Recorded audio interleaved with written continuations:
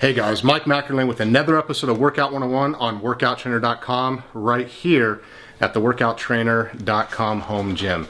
So I've been getting a lot of questions about different exercises to do and combinations of movements such as supersets, trisets, giant sets, specifically for the arms. So now remember guys, when we're talking about the arms, in this case the biceps have two heads. You have a long head and a short head. So it's important to understand which movements and which exercise target each one of those different heads so that you guys can get the results that you want.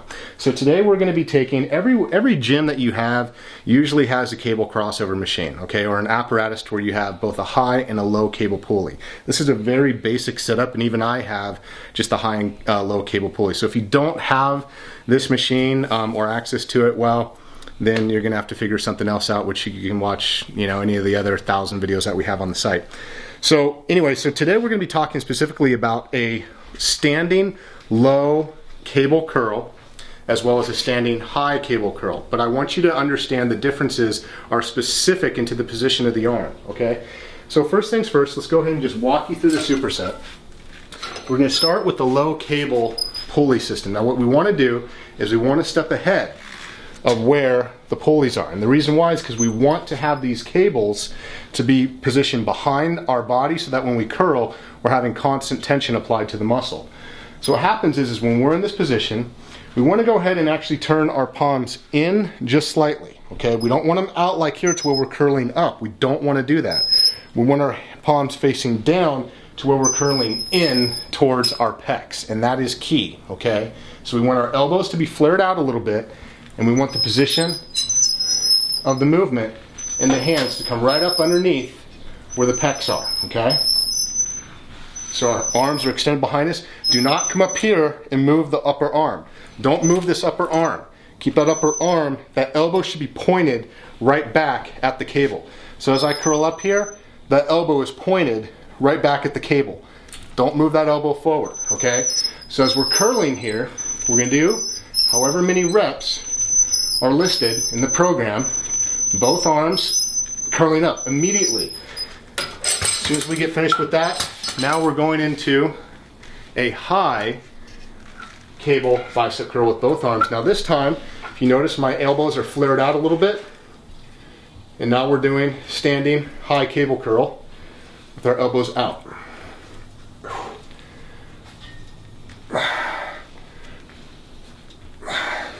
Alright, so let's go over the reasons why we did this together and the benefits of each of the movements. As I said in the very beginning of the video, we have a long and a short head of the bicep, alright? Those two heads are responsible for a few things in the arm. The longer head is responsible for peak. So if you want to get a peak in your bicep, okay, that is responsible for the long head. If you want width in your bicep, that's more responsible for the short head, okay?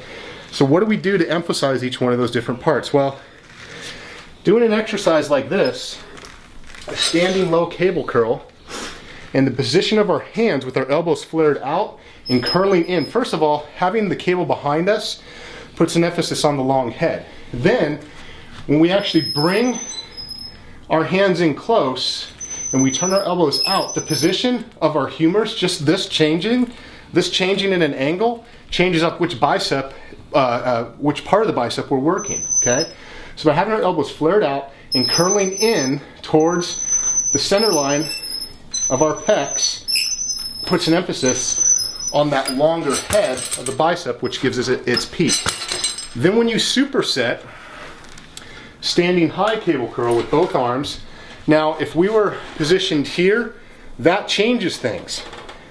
Now, our arm is positioned out away from us, so that changes things.